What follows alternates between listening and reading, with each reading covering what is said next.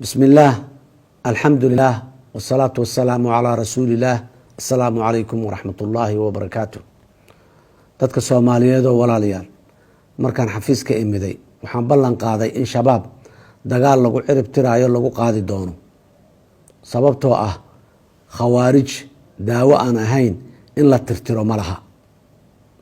dagaalkaas waa socdaa guulo la taaban karo ayaana laga gaaray gaar ahaan deegaanada Galmudug koonfur galbeed iyo Hirshabelle dadka Soomaaliyeed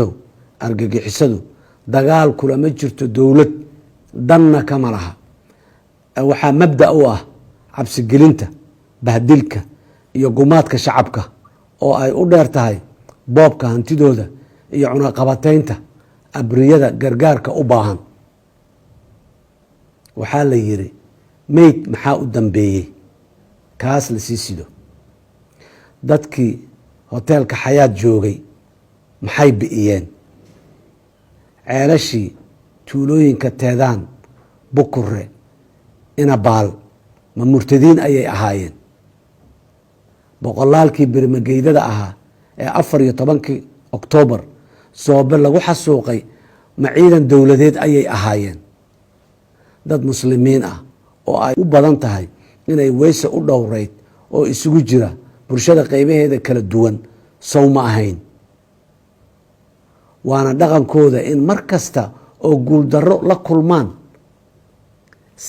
si nafla caarinimo ah in ay ugu soo laabtaan shacabka oo ay xasuuqaan astaantaas waxa la yiraahdaa heliqo ama neef gowracangeeda kama waabto aayadii quraan kariimka soo ma ahayn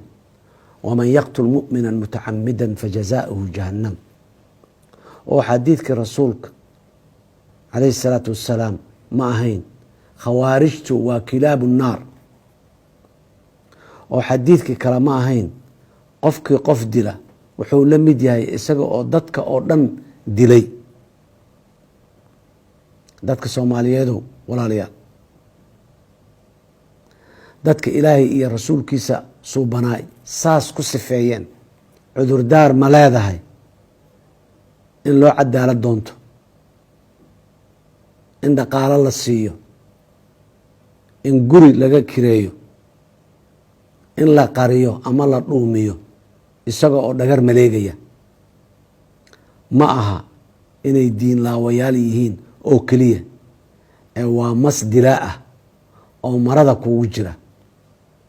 mas dilaa ahna xalkiisu waa dil inta uusan ku dilin shacabka Soomaaliyeed waa ogahay inaad dhibaatada argagixisada idinku hayso quuska taagantihiin waan ogahay inaad ku daasheen tacsida iyo baroor diiqda joogtada ah waan ogahay in qarax walba oo ay argagixisadu soo maleegaan aad ku weydaan dad agtiina qaali ku ah oo isugu jira ehel walaal hooyo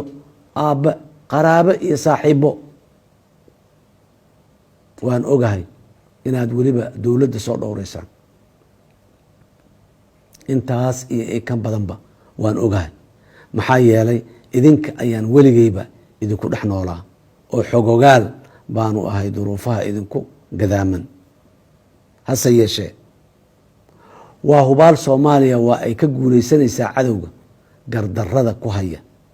dalkeeda dadkeeda iyo diintoodaba dawladdeena ciidankeena iyo shacabkeenuba isdhiibi maayaan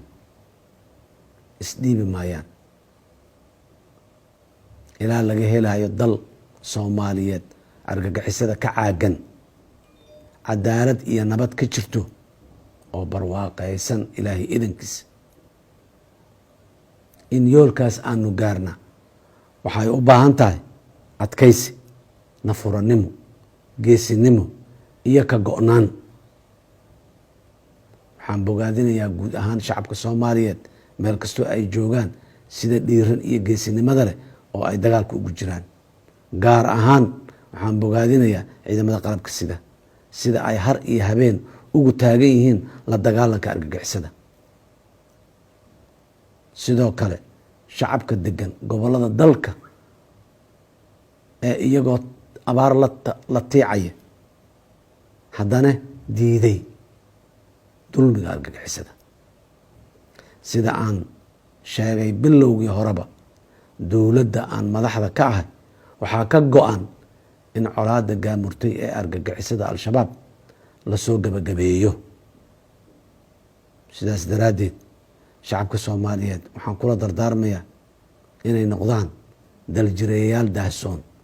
oo u taagan fashilinta dhagarta kooxaha argagixisada ah. argagixisadu annagay nagu dhex nooshahay, waana inaan iska qabannaa.